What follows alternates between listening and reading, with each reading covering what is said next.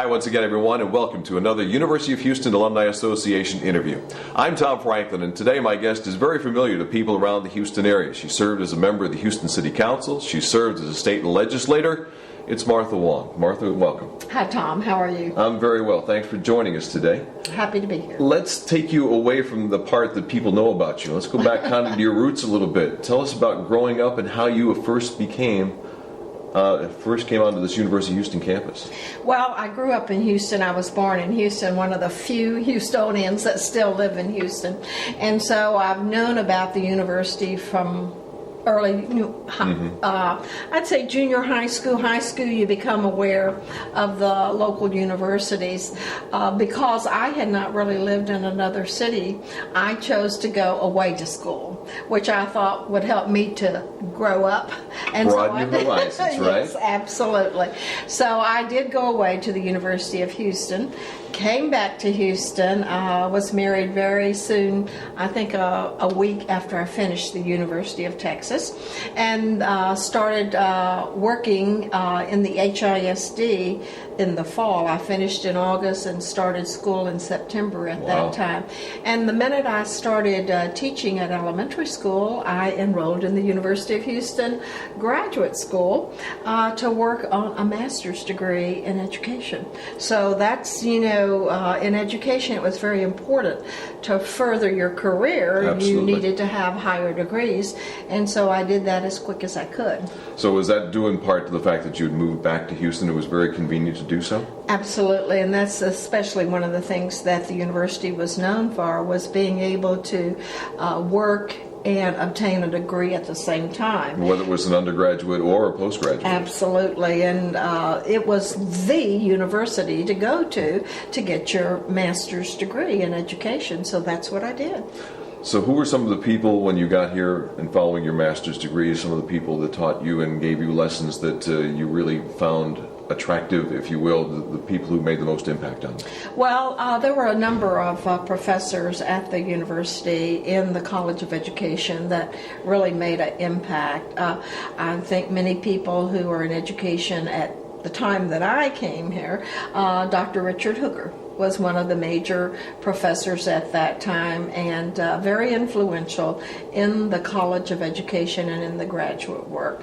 Also, there was a doctor who also helped me with my degree. He's no longer here, Dr. Sanders, and he was my counselor and helped me to maneuver through that master's degree. And then after I finally finished the master's degree, one of the things that was so important was to go on and to obtain my doctorate.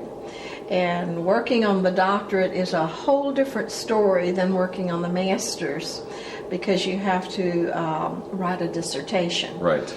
And the dissertation was quite... And it's not something you do overnight. No, it's not. In fact, it usually takes 2 or 3 semesters to write a dissertation. And every time you are writing the dissertation, you have to have someone to serve as your chairman. Unfortunately, Dr. Sanders, who was my chairman, had retired. So I had to find someone else to do it. And everyone was very busy. And one of the professors that was also very influential was a Dr. Larry Hughes. And I had worked with Dr. Hughes, in fact, when I was working in HISD in developing a principal center here at the University of Houston. So that was very interesting, and we developed an assessment center. So we were able to do things between HISD, where I was working, and the University of Houston to help both places. So it was a very interesting time. Now, how long were you in the education business before you became a public servant and going into the public life as a council member? Let's see, I taught for 6 years, and I taught 4 years, and then had my family. And then went back into education when the children became elementary school age, and I went back in as a special education teacher, then a principal, and an associate superintendent, and then I went away to Baylor University, was a professor there at Baylor University for a year, decided that I loved Houston and needed to come back to Houston. So I came back to Houston, worked at the Houston Community College. And at that time, in the city of Houston, term limits were implemented. Right. And because of term limits, there were a number of what you call open seats. And that's when the opportunity came, when I was working for the Houston Community College, and that's when I ran. It was in 1993. What moved you to public service? Well, really, public education is public service. Absolutely. That's how I say Absolutely. it. We've always, when you're always doing things in what I call the public sector anyway, it was a very natural thing for me to do. But I had been interested in politics for a number of years. One of my friends, Vince Ryan, who was the council member for where I lived, in the district that I lived in, we were in the same leadership Houston class together. So being in the same class together, when he ran, he asked me to support him, and I helped him when I was in Waco. And what I did was I took my little church directory to Waco, and everyone that lived in the zip code where Mr. Ryan was running, I wrote them a personal note and told them to be sure and vote for him. And so that's how I got started, by helping him to get elected. And then it seemed as though every time someone asked me to help them, they were able to get elected. And So you were the lucky charm. well, I don't know. I had good friends, let's put it that way.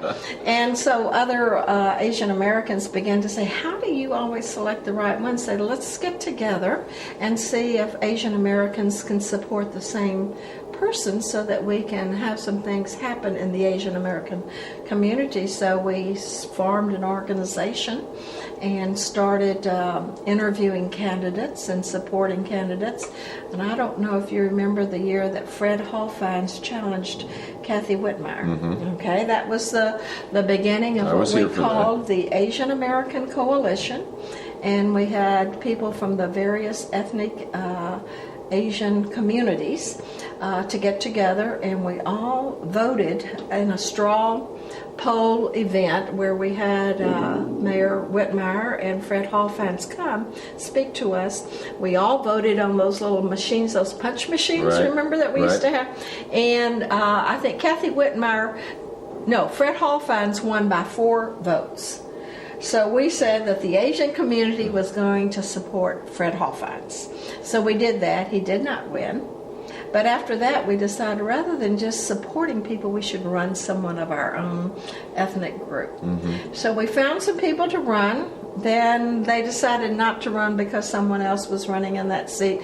That happened for 2 terms, and the 3rd time was a lot of open seats. The persons that were going to run decided not to run again, the Asian Americans, so they suggested that I run, and I was kind of free and able to do it, so I did. So it was really a combination of events that led me to actually run. How different was serving on Houston City Council from being a state representative? Or was it different? Yes, very different. 2 completely different governing bodies. And the city council, everything is so immediate. In other words, when you're a district council member, no matter where you go in the district, something has to be taken care of. Right. And when I was, because you're very constituent oriented and taking care of the district that you represent.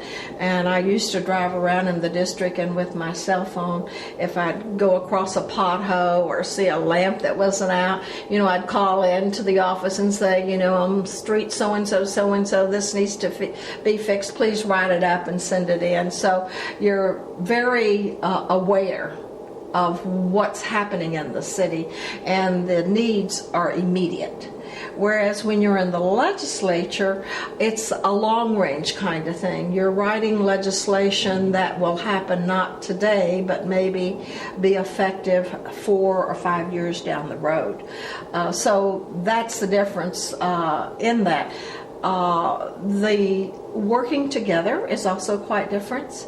At the City of Houston, you only saw your colleagues while you were at the table, or when you were in a committee meeting. So, and you'd see them at different events that you went to. But when you're in the legislature, you see your colleagues maybe 20 hours out of, Wow. 24, because sometimes you're on the floor of the House, sometimes 10 hours. And then you go out to eat with them because your family isn't there, so you have colleagues that you go out to eat with. Right. You have breakfasts with them, and so you're nearly with them the whole time. So they kind of that you're become in your office. your de facto family. They do. You do. So the feeling of working together and helping each other is quite different at the legislature versus at the city hall. As somebody who's been as involved in education as you have, what are your thoughts on Dr. Coutures' mission to make the University of Houston a Tier 1 university? I think it's a great mission. I think it's a mission that we've really had all along, but that we have not been able to kind of get it going. I think Dr. Coutures has provided the momentum and the leadership to get that done, and we've already reached the Carnegie Foundation's Tier 1 designation. Which is a big step. She is a mover and a shaker and knows how to get it done. Now, you've been involved with the city and the university for a long time, and you've seen, as I have seen, a lot of people get their degrees and move on, and that's the last time they have anything to do with the University of Houston. What would you tell the people to make them come back and get involved again and get interested again? Why should they do that? Well, I think that anytime you go to a university, it's that university that has provided you with the skills and the knowledge to be where you are. And you need to give back. So my belief is you need to give back to places that have helped you. And I don't think people realize that they would not be in that job if they had not been at the University of Houston. And the money that they're making, they would not be getting if they had not gotten their degree at the University of Houston, or even if they didn't finish the degree. They still are where they are because of the education that they received while they're here. And it costs a lot of money to run a university. So to me, it's a way of saying thank you for helping me to be where I am. And that's why I think everyone that's touched this ground, whether you're here for one class or whether you're here for 2 or 3 degrees, you should be thankful for that, and you should give back to the university that helped you to get there. And a very easy way for you to do that is by becoming a member of the University of Houston Alumni Association. It's the very first step. It's the easy step for you to do. You can find out all the information about joining by going to our website, www.houstonalumni.com. Once you sign up and become a member, you have great benefits we'll give you for becoming a member of the Alumni Association. We'll take care of you at Landry's Restaurants, UPS for shipping if you're a business person. If you're going out and traveling, we have La Quinta Hotels and Avis and Budget Rent-A-Car among our corporate sponsors. They'll help you out along the way, save you a little money, but it's your first way to give back, and it'll also put you in touch with some of those people you went to school with and catch up with them and find out what's happened to them since they were on the University of Houston campus along with you. So make the first step. Join the Houston Alumni Association. It also is a big help in helping us get to that Tier 1 goal that Dr. Coutures set out for us. www.houstonalumni.com is the website address. You sign up there, you can find out all the information and become a member and give back a little bit to the school that made you who you are today. For Martha Wong, I'm Tom Franklin. Thanks for joining us on this edition of the University of Houston Alumni Association interview.